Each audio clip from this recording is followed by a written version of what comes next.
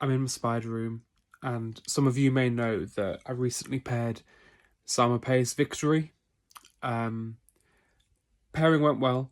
I had an egg sac. I pulled the egg sac a bit earlier than I intended, as I was getting a bit suspicious of the female's behaviour. I incubated the egg sac on substrate, opened it up, pulled it. I had N1 nymphs.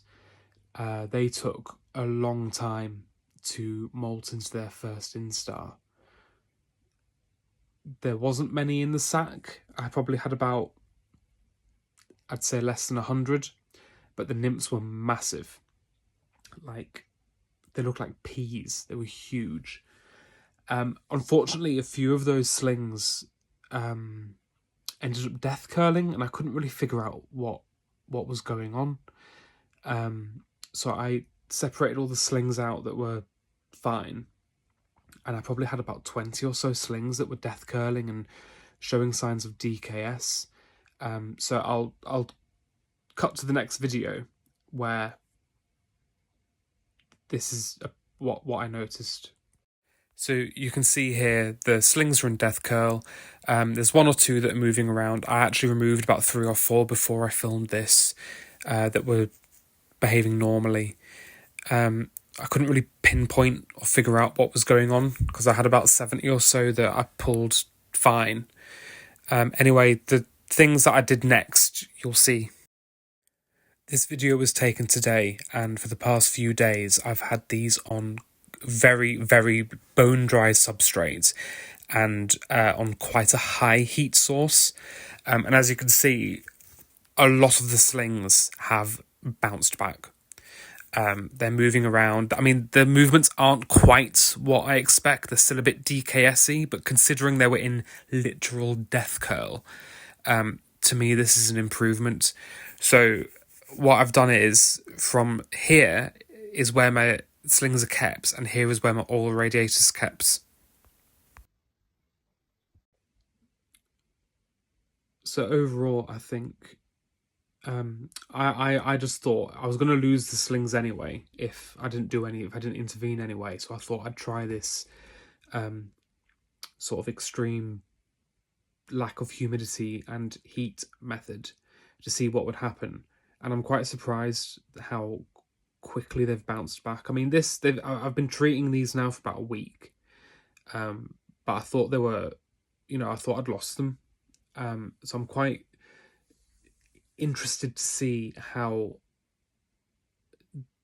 much further they come along, or if they are going to die on me. I can provide an update. But what is also interesting is my heating cut out in this room a couple of weeks ago, and I came back and it was about 13, 14 degrees. That was during the day, so I have no idea how cold it got overnight. This was due to a power cut, and my heaters didn't come back in, and I was away for work. And I've since put things in place that if the heater now cuts out, I get notified, so I can I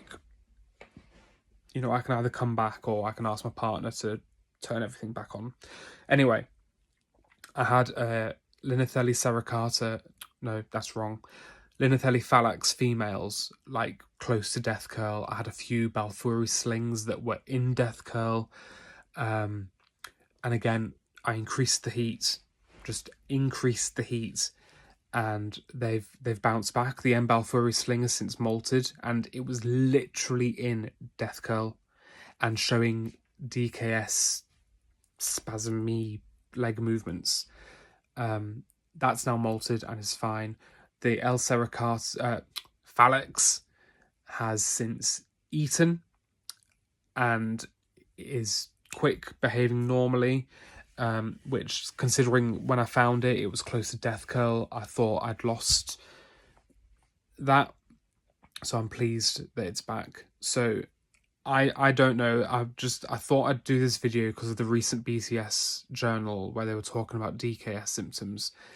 And I just think from past experiences of DKS, I had a Brachypelma smithy female sent to me in the post quite a while back, and the packaging was shocking. There was no heat pack. It was cold. It came here DKS.